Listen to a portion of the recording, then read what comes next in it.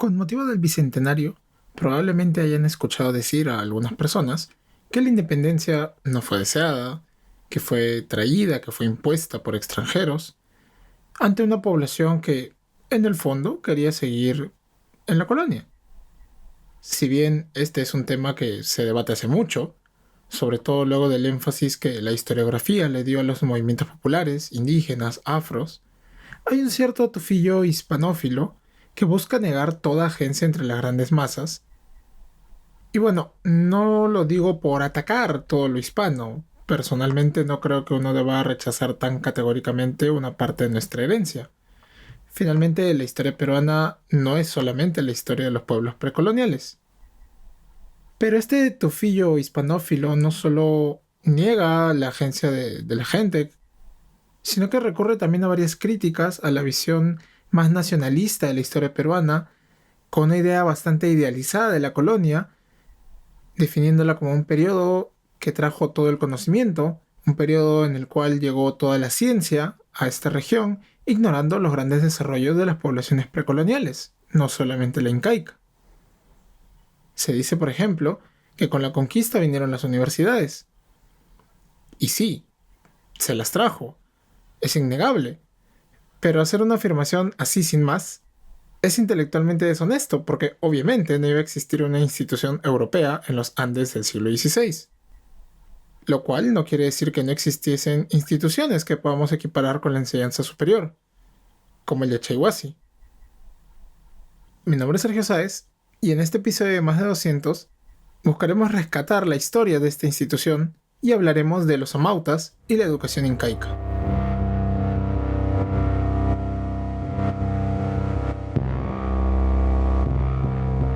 Desconocemos mucho sobre nuestro pasado. Desconocemos cosas como la existencia de templos a lo largo de nuestro territorio desde hace más de 4500 años. Desconocemos que el quechua no es una única lengua. Desconocemos que Túpac Amaru no fue el primer cacique en rebelarse.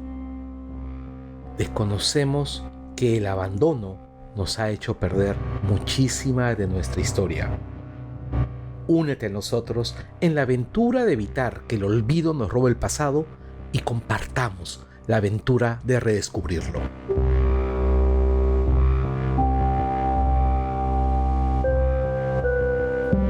Según Garcilaso, fue Inca Roca quien fundó el barrio de las escuelas al norte de la plaza Aucaipata, que era la plaza principal de la ciudad del Cusco. Este sería lo que conocemos actualmente como el Yachaywasi, en donde enseñaban los amautas que ya he mencionado. ¿Qué significaba amauta? Es ahora un término que está en el quechua y en el aymara para referirse a sabios, a maestros, como un equivalente de profesores, ¿no? Pero no solo profesores, sino realmente de sabios. Bueno, el lingüista Serrón Palomino, de quien hemos hablado bastante, debido a que es de los pocos lingüistas que hace un estudio filológico riguroso sobre las lenguas andinas, él nos indica que amauta viene del aymara amahuata, en donde la raíz ama tiene el significado de pensar y también de amar.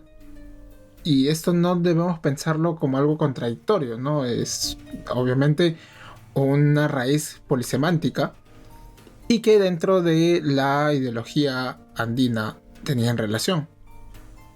Amahuata se podría traducir como ponerse a pensar, y que al pasar al quechua, toda la palabra se convirtió en una raíz con el significado de sabio, que es nuevamente como nos ha llegado hasta estos días. Y ahora, ¿por qué esta palabra tan ligada a lo incaico es aymara? Bueno, los invito a escuchar nuestro primer episodio sobre las lenguas quechuas, en donde hablamos de que, efectivamente, el Cusco, toda esa zona de la Sierra Sur, era de habla aymara antes de la dispersión del quechua. Así que es probable que varias de las instituciones incaicas que luego se desarrollaron en un mayor nivel durante la expansión del Tahuantinsuyo hayan tenido un origen aymara. Bueno, sigamos. Para Garcilaso, los amautas enseñaban poesía, música, filosofía, leyes y astrología. Bueno, me dirán, astrología. ¿Cómo es eso? Esto no tiene nada de científico. Hay que tener en cuenta que con este término, en esa época se abarcaba todo el estudio del cielo nocturno, una disciplina científica que ahora es básicamente la astronomía o la astrofísica, obviamente con las grandes distancias, y no la idea esotérica pseudocientífica que tenemos hoy en día.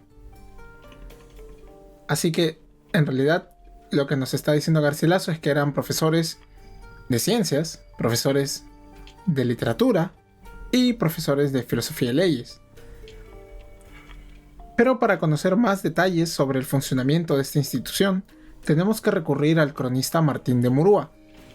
Él nos menciona que en los Yachaywasís existía una suerte de director y un maestro para cada año de la enseñanza. Todos ellos eran orejones, que era el nombre con el que se les conocía a los miembros de la élite incaica por la costumbre de utilizar orejeras enormes, que era un símbolo de privilegio en la sociedad incaica. La formación en los Yachaywasís era finalmente de 4 años. Durante el primero se enseñaba la lengua del Inga, como diría Murúa, que era diferente del quechua y del aymara. Parece ser que esta lengua no era otra que la lengua puquina, que estaba distribuida en la cuenca del Titicaca y que se extinguió durante la colonia con la dispersión del quechua y del aymara. Y bueno, ¿por qué el puquina era la lengua del Inga? En la hipótesis de Cerrón Palomino, nuevamente, los incas habrían sido originarios de la cuenca del Titicaca, de habla puquina, y fueron migrando y trajeron no solamente sus nombres propios, sino también los nombres de algunas instituciones. En el segundo año se enseñaba religión. Esto quiere decir, se enseñaban todas las creencias y los ritos del culto estatal. En un futuro episodio hablaremos de la religión incaica, pero de momento mencionaremos que, como la mayor parte de las religiones politeístas, los incas impusieron sus dioses locales, pero no persiguieron abiertamente los cultos de cada región conquistada. Estos más bien eran incorporados al panteón estatal, en una posición subordinada a deidades como Inti o Viracocha. Para el tercer año se utilizaban los quipus en la enseñanza de, y cito, los negocios pertenecientes al buen gobierno y autoridad suya, y a las leyes y la obediencia que se había de tener el Inga y a sus gobernadores, y los castigos que se les daban a los que quebrantaban sus mandatos.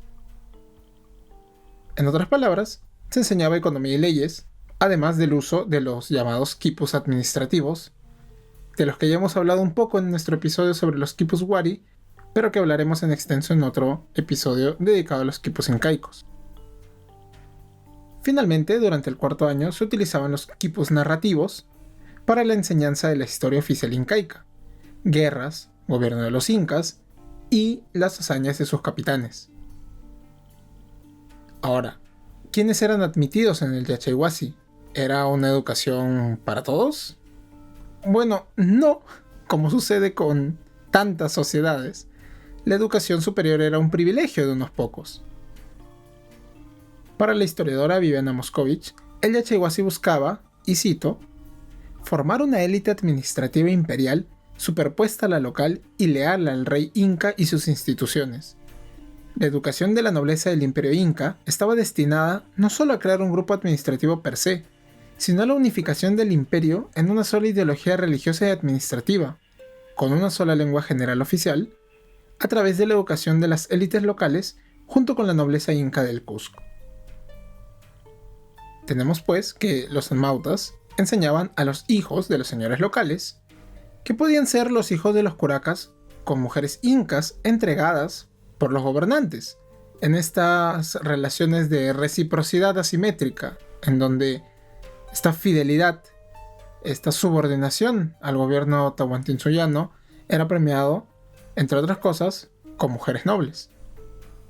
Estos jóvenes eran enviados desde los 15 años a la corte cusqueña y una vez terminada su educación, podían servir en el mismo Cusco o regresaban a ocupar algún cargo en su tierra natal, llegando incluso a ascender a tocuyricus o gobernadores provinciales. Los estudiantes a su vez recibían, igual que sus padres, una mujer del linaje inca, estableciéndose así relaciones de parentesco entre la corte imperial y las autoridades locales. Esto llevaría a que la nobleza local sea culturalmente más inca y menos local al cabo de pocas generaciones. Y estos fueron los funcionarios que los conquistadores encontraron en 1532. Los conocieron como Quipucamayox, que literalmente significa persona especializada en quipus, y les dieron diferentes nombres en español, dependiendo de las actividades que ellos observaron: contadores, mayordomos, escribanos, historiadores, tesoreros.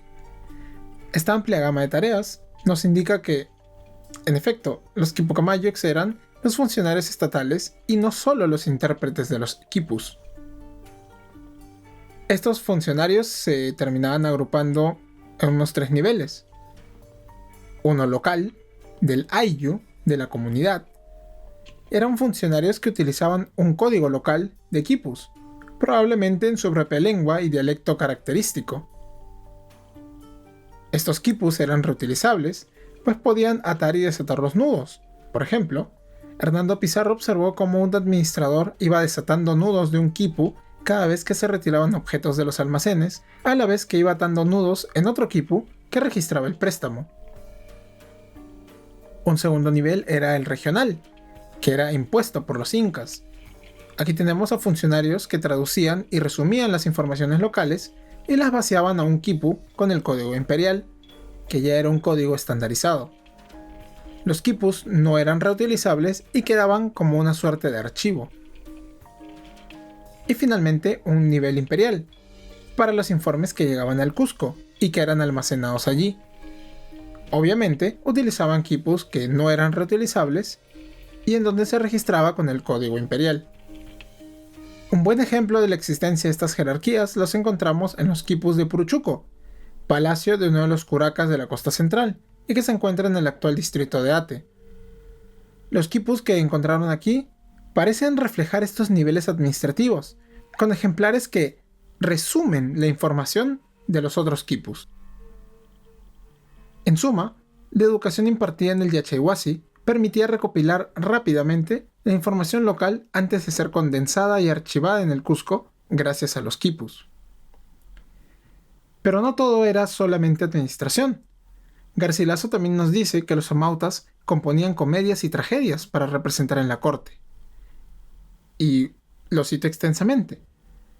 Los representantes no eran viles sino incas y gente noble, hijos de curacas, y los mismos curacas, y capitanes, hasta los maeses de campo, para que los autos de las tragedias representasen al propio, cuyos argumentos siempre eran de hechos militares, de triunfos y victorias, de las hazañas y grandezas de los reyes pasados, y de otros heroicos varones. De manera similar, Cieza de León nos cuenta, y cito: entre los más ancianos del pueblo se trataba sobre qué tal había sido la vida y costumbre de su rey ya muerto, y que había sido aprovechada la república, o qué batalla habían vencido que dado se hubiese contra los enemigos, y tratadas esas cosas entre ellos. Debido a que los altos mandos militares también tenían composiciones sobre sus hazañas, parece ser que esta fue una tradición extendida fuera de los cánones de la corte cusqueña. Estos terminaban siendo una suerte de cantares de gesta, de narración heroica. Hay que tener en cuenta que los incas y sus panacas ejercían un control absoluto sobre la historia oficial. Cuando uno de los gobernantes fallecía, además de los ritos y sacrificios respectivos, se le dedicaban cantares recordando sus obras y conquistas, y también eran recitados delante de sus momias en tiempos de fiestas. Podemos calificar estos de propaganda, un mecanismo de memoria inca que, de hecho, formaba parte de la educación de los omautas. Este ejercicio propagandístico también incluía la censura. Nuevamente, en palabras de Cieza, y cito: si el rey difunto había sido tan venturoso que de él quedase loable fama, para que por su valentía y buen gobierno mereciese que para siempre quedase entre ellos, y si entre los reyes alguno salía remicio cobarde, dado a vicios, y amigo de holgar sin acrecentar el señorío de su imperio, mandaban que de estos tales hubiese poca memoria, o casi ninguna, y tanto miraban esto, que si alguna se hallaba, era por no olvidar el nombre suyo y la sucesión, pero en lo demás se callaba, sin contar los cantares de otros que de los buenos y valientes. De esta manera tenemos que, aun si en la historia oficial se decidía olvidar las obras de algunos incas, sus panacas podían preservar su memoria. El ejemplo más dramático de la censura se dio luego de la victoria de Atahualpa, cuando mandó a sus generales Calcuchimac y Quisquis a matar a los Quipucomayos y quemar sus quipus, pero no a los administradores, sino a los encargados de preservar la historia oficial del imperio. ¿Y por qué? Pues porque el mundo iba a comenzar de nuevo bajo su gobierno. Finalmente, además de los trabajos administrativos y su rol en la preservación de la memoria y la historia inca, los amautas también eran poetas y músicos, como señalaba Garcilaso. Sobre sus composiciones, el cronista mestizo señalaba que, y cito, los argumentos de las comedias eran de agricultura, de hacienda, de cosas caseras y familiares. Los representantes, luego que se acababa la comedia, se sentaban en sus lugares conforme a su calidad y oficios. De la poesía alcanzaron otra poca, porque supieron hacer versos cortos y largos, con medida de sílabas. En ellos ponían sus cantares amorosos con tonadas diferentes. Además, de manera similar a los historiadores oficiales del imperio, incluyeron temas épicos. Componían en verso las hazañas de sus reyes y de otros famosos incas y curacas principales, y los enseñaban a sus descendientes por tradición, para que se acordasen de los buenos hechos de sus pasados y los imitasen. Estos cantares se transmitían en las ceremonias del triunfo, que se realizaban con espectaculares demostraciones en las plazas más importantes, que podían incluir representaciones teatrales de estas batallas. Lamentablemente, casi no se ha conservado ningún cantar incaico, conocido como Haili, debido a la destrucción y persecución de los quipus y la búsqueda por la deslegitimización de los gobernantes incaicos, que condenaron al olvido estas composiciones. Solo tenemos algunas oraciones anónimas a las divinidades, recopiladas por Cristóbal de Molina, el poema Sumagñusta, que Garcilaso copió de Blas Valera, y un poema corto atribuido a Pachacútec en el ocaso de su vida. Desde que florecía, como la flor del huerto, hasta aquí he dado orden y razón en esta vida y mundo, hasta que mis fuerzas bastaron y ya soy tomado tierra. Quisiera poder contar más sobre el Yachaywasi, sobre quizás los cursos en detalle que se dictaban, o sobre las características arquitectónicas del edificio, pero todo eso se perdió rápidamente con la conquista. No sabemos exactamente cuál de los edificios que estaban alrededor de la plaza Ucaipata habría sido el Yachaywasi. No sabemos si realmente lo fundase Inca Roca, como diría Garcilaso. O probablemente sí lo fundase, pero la estructura de esta institución quizás haya variado, sobre todo luego de la expansión del Tahuantinsuyo. Así que esta es la poca información que puedo recabar y en donde he querido de todos modos incluir las tradiciones de memoria incaicas, en donde se encuentran la historia oficial, donde se encuentran estos cantares épicos, donde se encuentra su lírica, su poesía.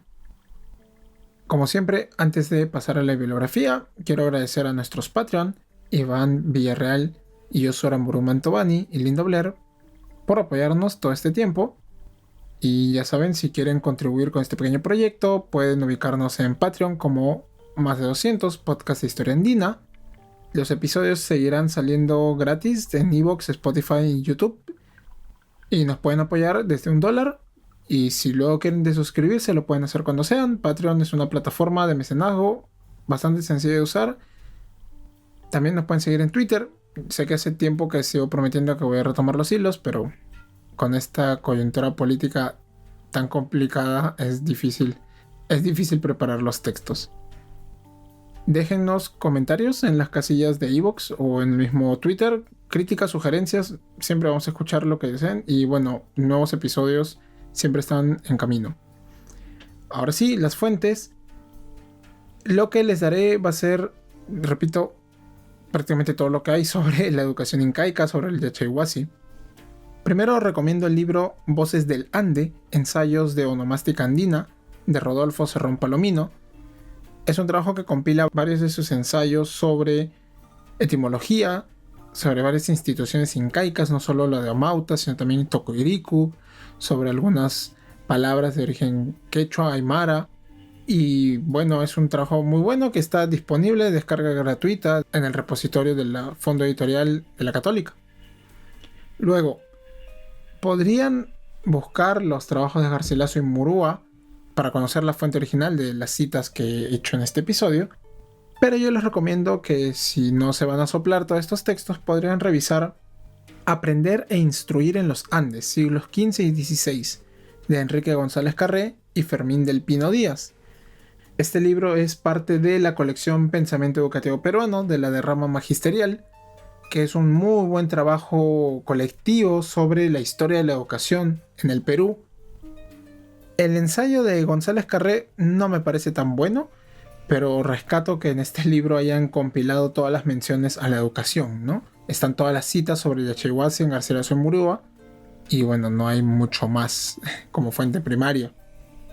Como complemento, recomiendo otros dos artículos, el de Viviana Moscovich, La educación de los Quipucomayocs, formación de una ideología imperial común entre los señores del Cusco y las élites provincianas, que está en el libro El Inca y la Huaca, la religión del poder y el poder de la religión en el mundo andino antiguo, editado por Marco Curátola y Jan Sheminski. Este libro también lo pueden encontrar en el repositorio de la Católica. Trata sobre los funcionarios incaicos, que son las personas educadas en el Yachaywasi. Y finalmente, Mariusz Tsiolkovsky con su artículo La cultura visual al servicio de la propaganda imperial inca, en Arte Imperial Inca, sus orígenes y transformaciones de la conquista a la independencia. Este trabajo está centrado en todas las estrategias de memoria incaica, habla de varios temas y me parecía importante incluirlo por la mención de los cantares y de la poesía que los cronistas registran y que también era parte de la producción de los omautas, ¿no? Como intelectuales del Imperio Tahuantinsuyo. Como un pequeño spoiler, uno de los siguientes capítulos va a ser sobre los quipus incaicos, para cerrar esta historia sobre los quipus, los quipucomayocs y luego su devenir. Espero poder tocar los quipus etnográficos que hasta hoy en día se están utilizando y bueno, tocar un par de temas sobre el contexto de la independencia del Perú, que ya fui adelantando un poco en Twitter. Así que muchas gracias por escucharme, espero que nos sigan en el siguiente episodio. Hasta luego.